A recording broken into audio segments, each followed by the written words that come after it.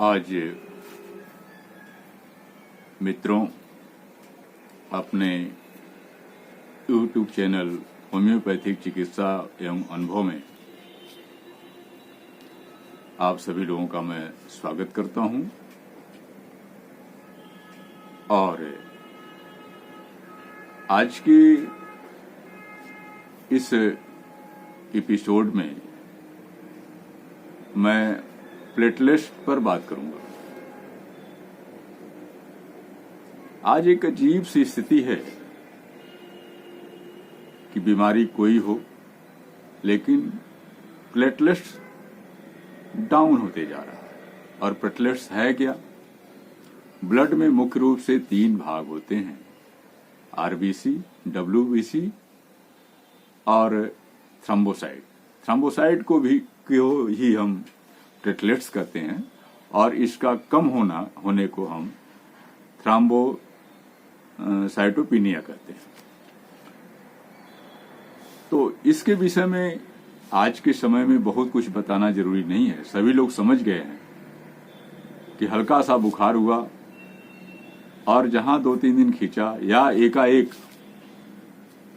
आदमी के शरीर में प्लेटलेट्स डाउन होती जा रही है और इसका नॉर्मल रेंज 1.5 लाख से 4.5 लाख तक है और कुछ भी होने पर प्लेटलेट्स देखा जा रहा है कि डाउन हो जा रहा है।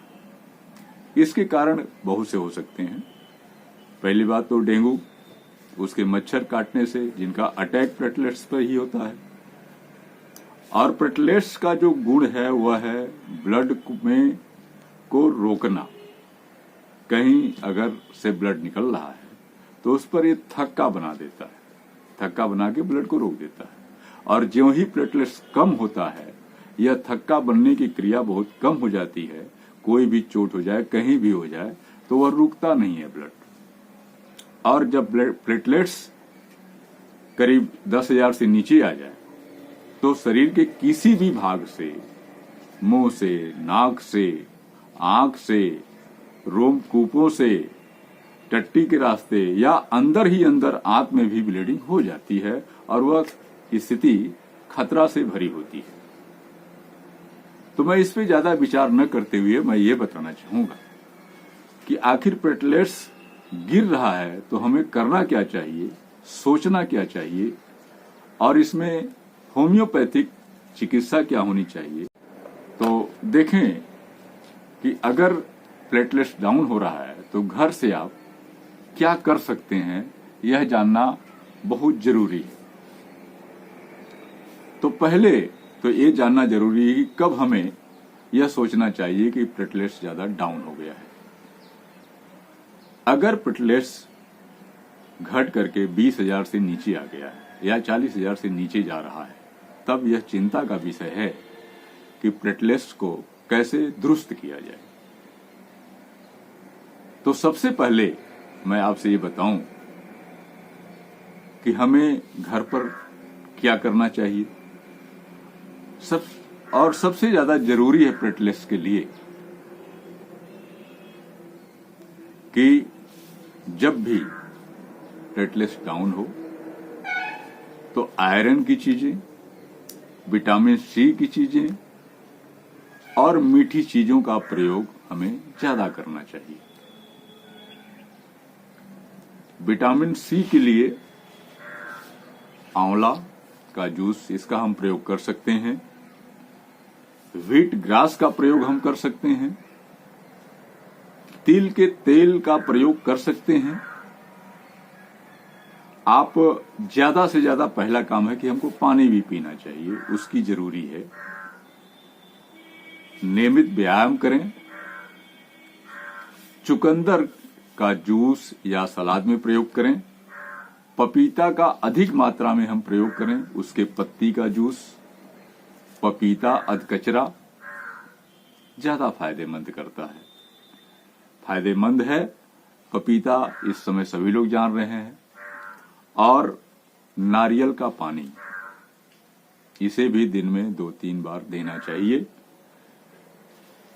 सब्जी में कद्दू का सब्जी, कद्दू का जूस ये देना चाहिए। गिलोय का जूस देना चाहिए। और सब्जियों में, साग में पालक का प्रयोग ज्यादा करना चाहिए। इसके अलावा भी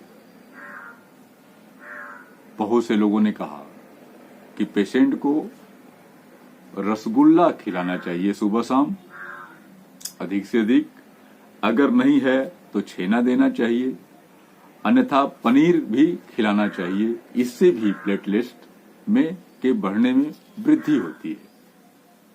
ये घरेलू उपाय हैं यदि 40,000 से नीचे न जा रहा हो तो, और इससे प्लेटलेट तेजी से बढ़ता।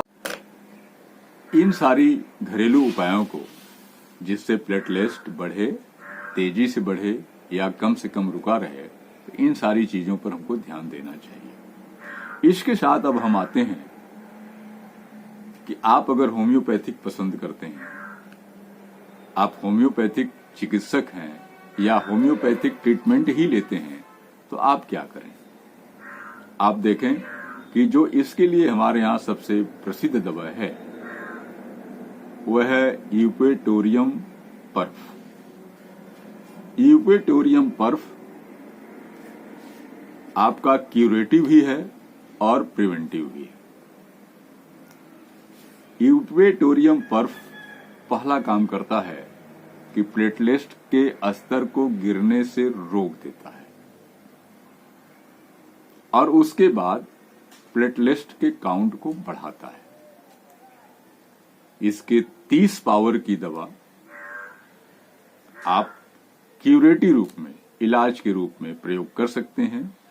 डेंगू है तो और भी अच्छा इसका असर होगा, अन्यथा प्लेटलेट को यह बढ़ाने का काम करता है। दूसरी चीज कि इस तरह की बीमारी, प्लेटलेट्स गिरने की या डेंगू की या सर्दी खांसी हो करके बुखार आने की या टाइफाइड में जब प्लेटलेट्स गिर रहा है, तो आप जो शेष अच्छे घर में सदस्य हैं उनके लिए प्रिवेंटिव के काम में लेना चाहिए।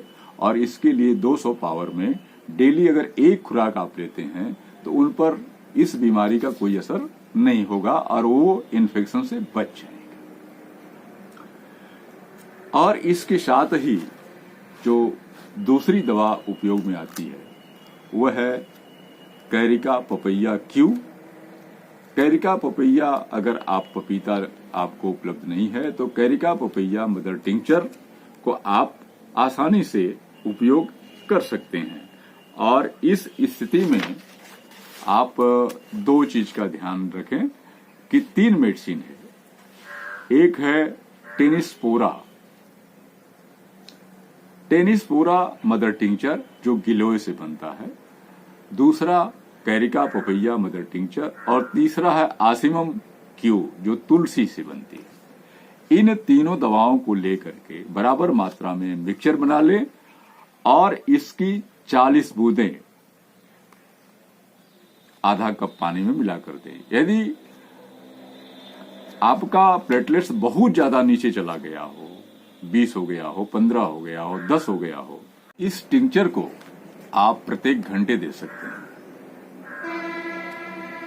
और यह आप देखिए, जांच करा के देख लीजिए कि प्रतिदिन कम से कम 2 से 5,000 तक आपका प्लेटलेट्स बढ़ना शुरू हो जाएगा दूसरे दिन से। और साथ ही अगर डेंगू भी है तो आपका बहुत बड़ा काम इसमें हो जाता है। तीसरी चीज इसमें जो दवा है, जो महत्वपूर्ण दवा है, वह है चाइना सल्फ, चिनिनम सल्फ भी इसको कहा जाता है। इसकी 30 पावर की दवा अगर आप गोली में लेते हैं तो 4-4 गोली, अन्यथा अगर ड्रॉप में लेते हैं तो 2-2 बूंद आप इसको दिन में 2 बार, 4 बार, 5 बार, 8 बार ले सकते हैं, प्रत्येक 1 घंटे पे, 2 घंटे पे, जैसे प्लेटलेट्स की स्थिति हो। और यह प्लेटलेट्स को तेजी से बढ़ा देता है, कम नहीं होने देगा, बढ़ाएगा ही। इसके बाद जो है, अगर ये देखें कि नहीं प्लेटलेट्स बहुत कम है, ब्लड कहीं से हो सकता है, तो क्रेटलस होरिडस के 30 पावर की दवा इसको 2-2 बूंद दें। और हेमोरेज यानी ब्लीडिंग कहीं से शुरू हो गई है तो हेमामेलिस 30 को भी न भूलें, इसको भी जल्दी जल्दी देना चाहिए। तीसरी चीज है कि अगर रात के वक्त या किसी भी समय शरीर नीली पड़ रही है तो लैकेसिस को देना चाहिए, लैकेसिस 30 पावर। और ब्लड लॉस होने से, खून निकलने से कमजोरी महसूस हो रही है तो फास्फोरस 30 या एसिड फॉस 30 को देना चाहिए हमें। और तीसरी चीज है कि अगर इन्फेक्शन भी चेस्ट में हो गया हो तो लैक्टोडेक्टस 30 इसका प्रयोग हमको करना चाहिए। और जब हर जगह से ब्लीडिंग हो रही हो तो बोथ्राप्स 30 का प्रयोग जल्दी जल्दी करना चाहिए। इससे प्लेटलेट बढ़ेगा और ब्लीडिंग रुक जाएगी। तो इन स्थितियों में हमको ये देखना चाहिए कि इन दवाओं का उपयोग हम लगातार करें और इससे हमें बचाव रहता है।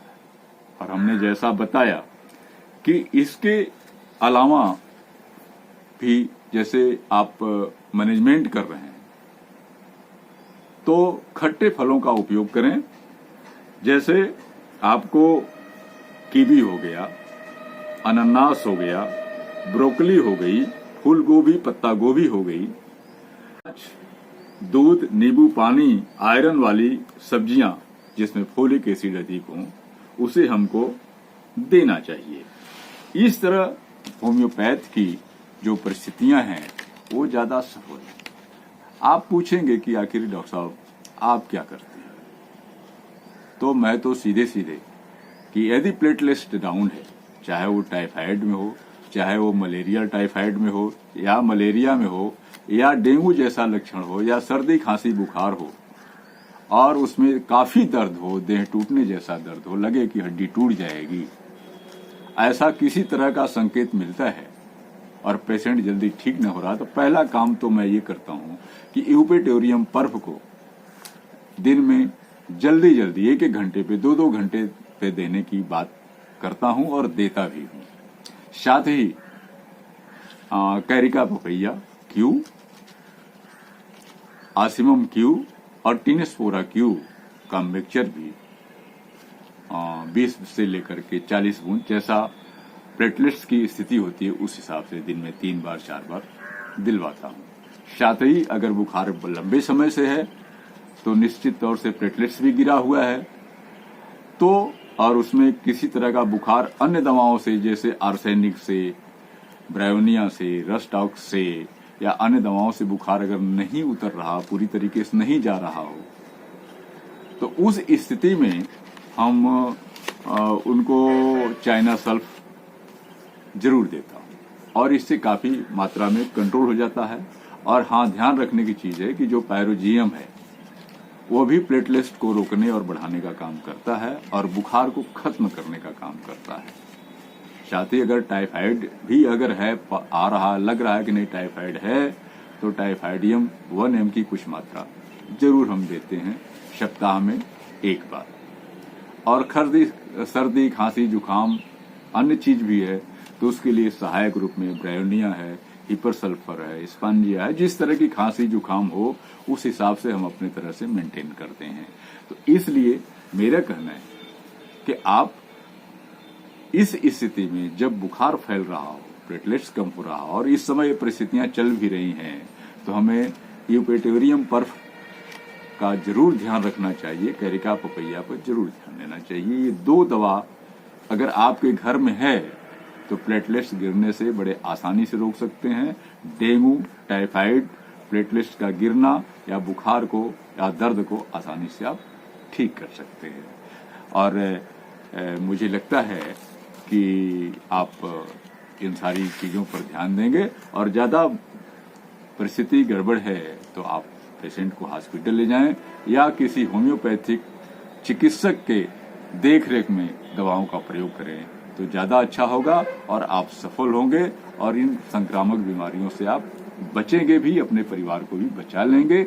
इसी के साथ मैं अपनी बात यही समाप्त करता हूं और आपसे उम्मीद रखता हूं कि आप इससे लाभान्वित होंगे।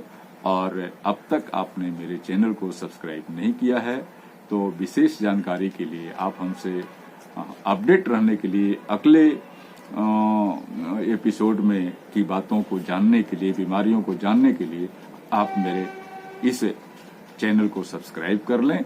इसी के साथ आपको बहुत बहुत धन्यवाद मित्रों।